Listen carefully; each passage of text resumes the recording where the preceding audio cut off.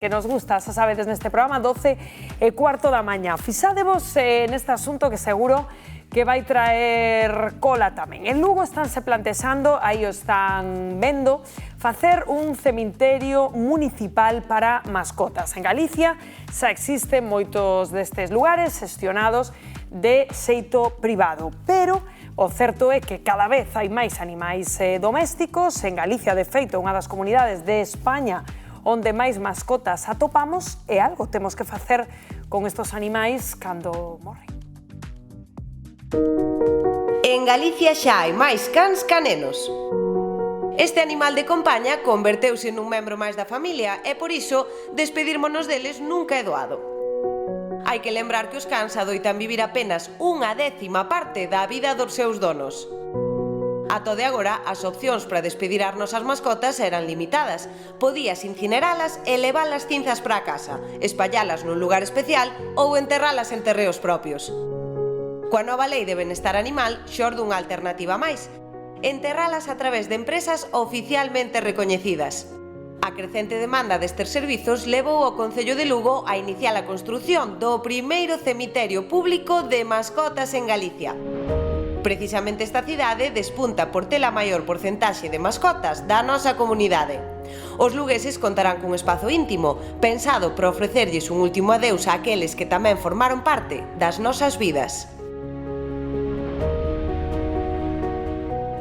Pois imos, se vos parece, en directo aí cara a Lugo. Andrea, que pensan aí na cidade sobre esta iniciativa que se vai pôr en marcha? Un tanatorio municipal para mascotas, sí ou non?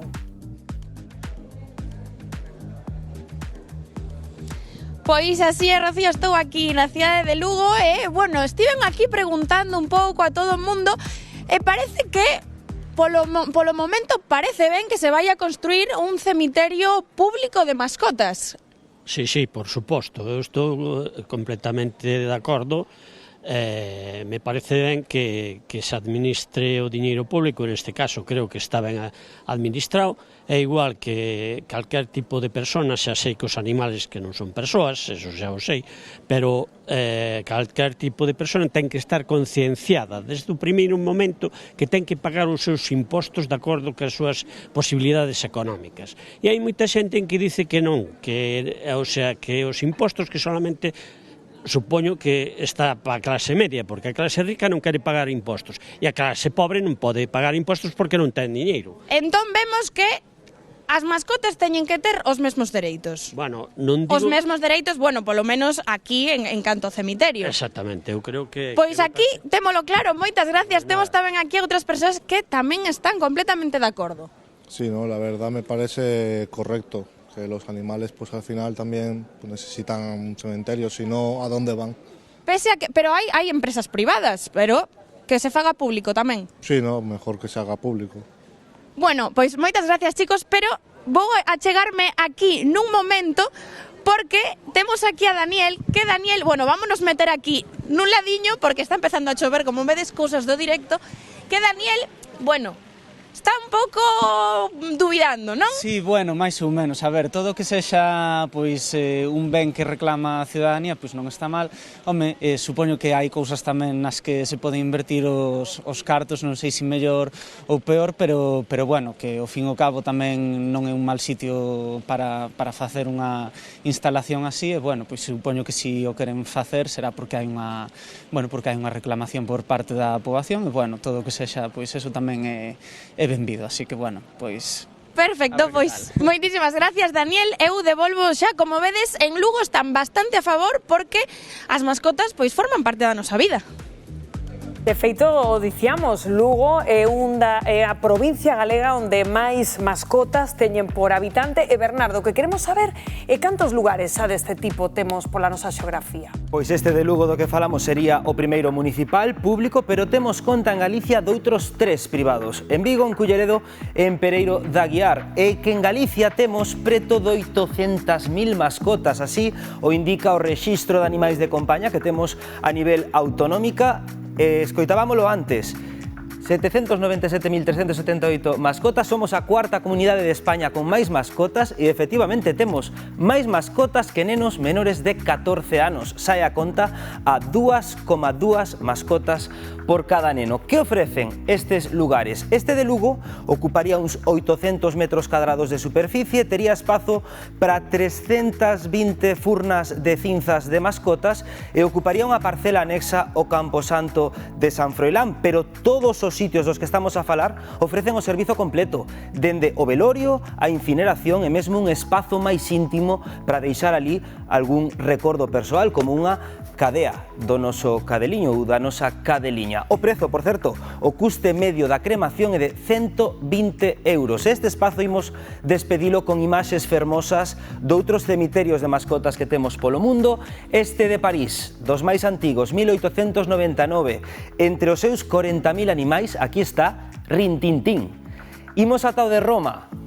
A Casa Rosa, chámase. A primeira mascota soterrada aquí foi a galiña de Mussolini, pero tamén Brigitte Bardot soterrou aquí a súa mascota. E no noso país, este de Valencia, o único que hai na comunidade valenciana, ten 1.800 animais, e despedimos con este porque o día de Santos e o día de defuntos, aquí ao aire libre un violinista toca música clásica, e que todo mimo é pouco para darlle o último adeus, non credes? Pois vou trasladar xa o debate á mesa. A ver, pero o primeiro que quería, claro, deixar claro como punto de partida, Alejandro, deste debate, é que sí é certo que dende 2023, segundo a lei, ti se che morre unha mascota, tes obriga de comunicar o falecemento, presentar un certificado de incineración ou enterramento por unha empresa autorizada. Claro. É dicir, partindo xa desa base. Efectivamente, temos unha obriga legal e ao mesmo tempo temos o avance da lei que avanza ca sociedade. Desde o ano 21 hai unha lei de seres sintientes que adapta a nosa realidade xurídica á realidade social, na que as mascotas teñen un papel moito máis preponderante, unha distinta sensibilidade, como noutros moitos temas que están na sociedade, este é un deles. E, por tanto, ainda que poda parecer un pouco exagerado hoxe, con seguridade dentro de 15 anos isto será absolutamente normal. Hoxe seguramente chama atención, non? Invertir cartos públicos nesto que cando poderías basicamente queimarlo na casa e meterlo nun cacharreño e tirar as cintas. É que eso xa é ilegal, aí quería ir, eso xa é ilegal. Entonces, si temos unha briga e ao mesmo tempo temos unha distinta sensibilidade xurídica xa visualizada por vía destas leis, pois parece que ten certa normalidade. Claro, isto que pasa é que dar un paso máis porque ti podes comunicar o falecemento, presentar un certificado, pero claro, xa logo pagar por ter ese lugar onde poder ir a visitar a túa mascota, pois eso xa, bueno, non sei, por aquí que opinades? Eu como dona dun can e dunha cadera, póñome, non? Se teño unha obriga, pois non está mal tamén que teña uns dereitos, non? A telo nuns sitios concretos, poder visitalo, bueno, o recordo levas ti sempre contigo, non? Penso que tamén vai así. É dicir, Tiana, esta é unha pregunta moi persoal, pero ti irías a un camposanto a visitar a túa mascota? Moi ben se hai algún impedimento, que seguro que o haberá, non?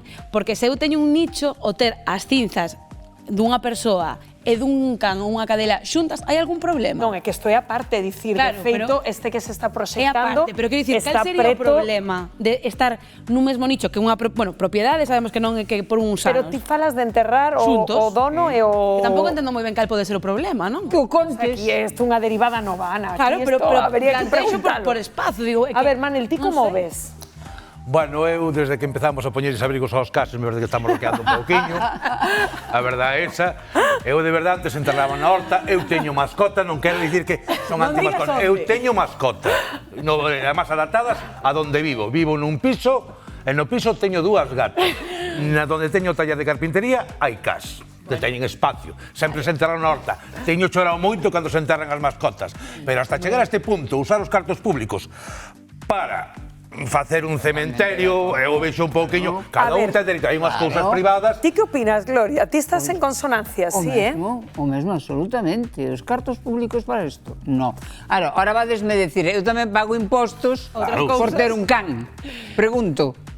Eu non teño cadeliño. Depende, por exemplo, eu Bueno, adoptei unha mascota, non Unha se di mascota, claro, ahora, efectivamente, non? porque aquí estamos falando de cans, pero aquí gatos, mascotas, hámsters... adoptas unha é canceira dicir, pública, por exemplo, tens que pagar unhas tasas. Tamén é certo que moitas canceiras, ou no meu caso a de Ordes, se comprometen á esterilización dese can ou cadela, que tamén é unha cousa que, pois xa que estamos concienciando, pois haberá que fomentar Sí, pero que a xente poda. sí, pero claro, eu, por exemplo, a esterilización das miñas gatas tuve que pagar eu.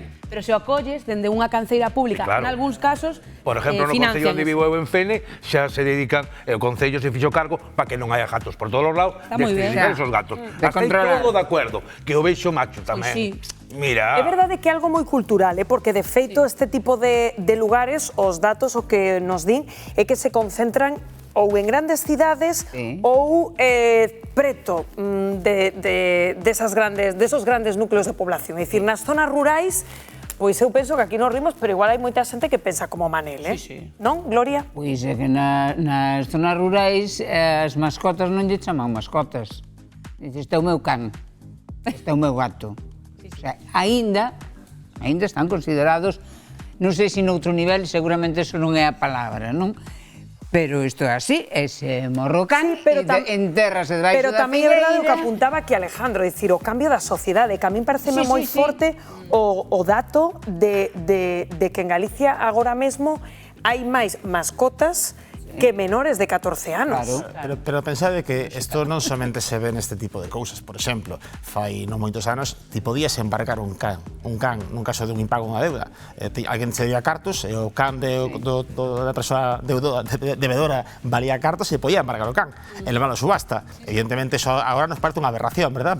Pensar, pois se podía, ou, por exemplo, nas separacións matrimoniais, nos que os caras eran cousas. O que comprado... É verdade, agora hai custodia compartida diso, non? O chip, o que pago can, ten dereito... Non, agora hai que regular pois máis cousas, porque a sensibilidade cambia. Sí, non, era unha movida, eso me encanta, Manel, partes. É que a sociedade cambia. Bueno, imos a ir, porque a veces as cousas hai que intentar velas para entendelas, para empatizar. E, Diego, estás, bueno, pois nun deses lugares, obviamos ao principio, nun tanatorio de mascotas, non? Porque é así, compañeiro, como tanatorio crematorio de mascotas.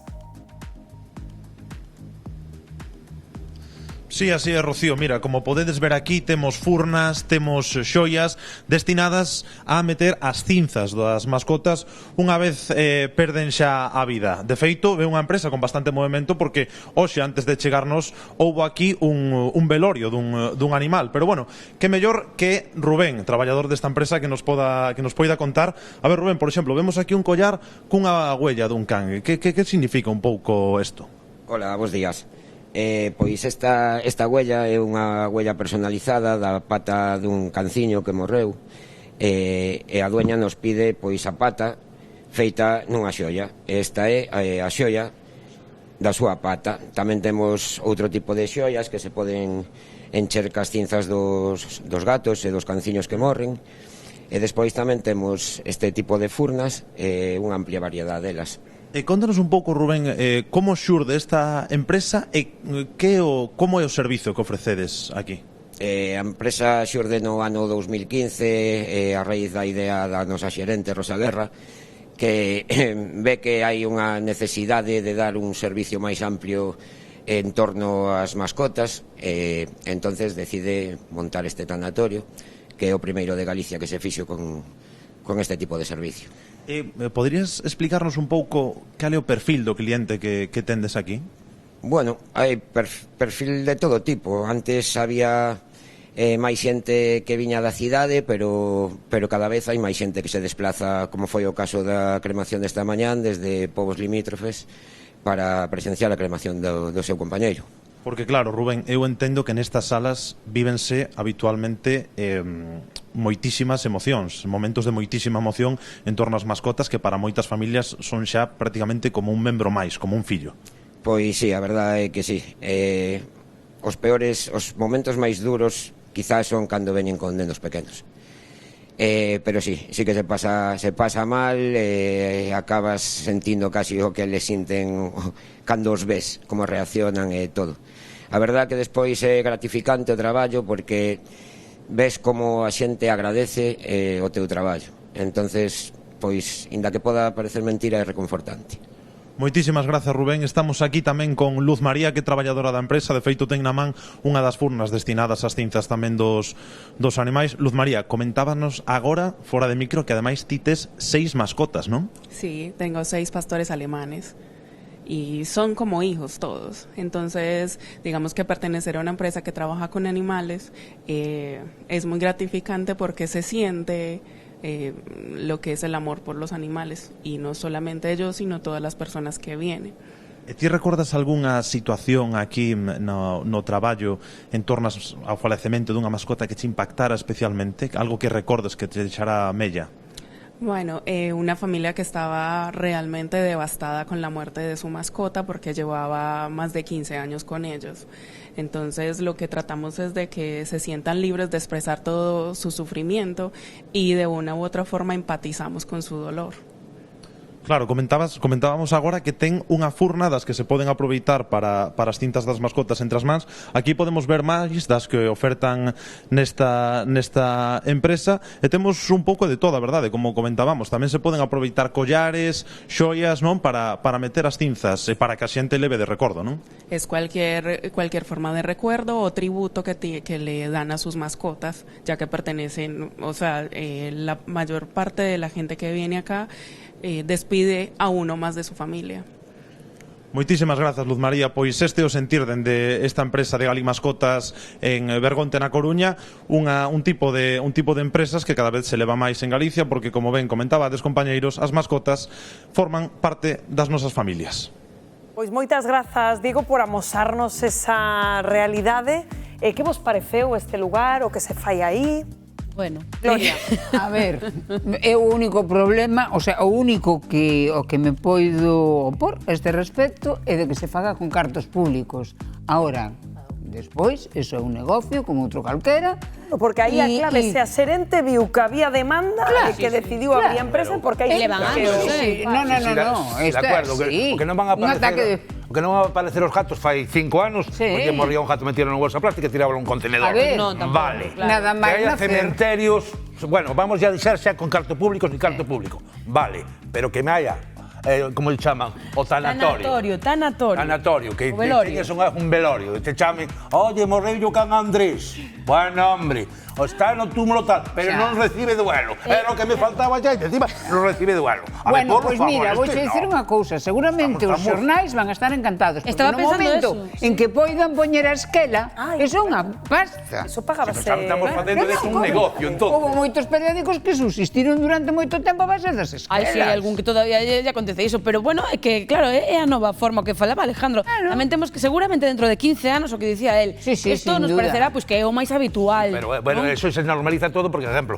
no seguro noso da casa entra que está morrendo o Bosco, ten 14 anos, está o pobre o can que temos na casa, e xa entra a incineración, entra no seguro da casa. E non o deixades conducir. No meu seguro entra. Claro, pero depois que faz con, che entregan as cenizas ou non che entregan as cenizas? E as cenizas quedarvos con elas, porque non sei o que van a entregar. E se mas teño que tal, pois teño ali un pixejeiro, me acordarei de Bosco, botarei as cenizas, e abono, e agardade un segundo, 12:32 minutos da tarde, porque temos outra chamada dun espectador ou espectadora do termómetro relacionado con este asunto. Que tal? Moi bons días. Hola, bons días. Que tal? Quen chama? Son Sara. Hola, Sara. Pois que nos queres contar? Estamos vendo Porriño. Mira, é que a verdade que a mí parece unha iniciativa super chula, porque, mira, eu teño unha cadeliña que xa se está facendo maior, e dame moita pena, porque vexo que xa, pois, ao final, os animais e as mascotas, pois xa as tratas como un fillo, realmente, non? Son máis a familia que incluso parientes que están por aí, non? Pois ter un sitio no que estén os nosos animais, os nosos mascotas, e poderos visitar, poñerte flores, pois parece un acto moi bonito, incluso máis que telos na casa, pois enterrados ou incinerados, non? Pois ir ali, que teñan o seu propio nicho, pois nada, ir a visitarlos. Parece moi chulo. Entendo entón que ti compartes que existan estos lugares. De feito, te plantearías levar o teu cadelo ou cadela, non lembro que dixeches, a un lugar así, como que acabamos de ver?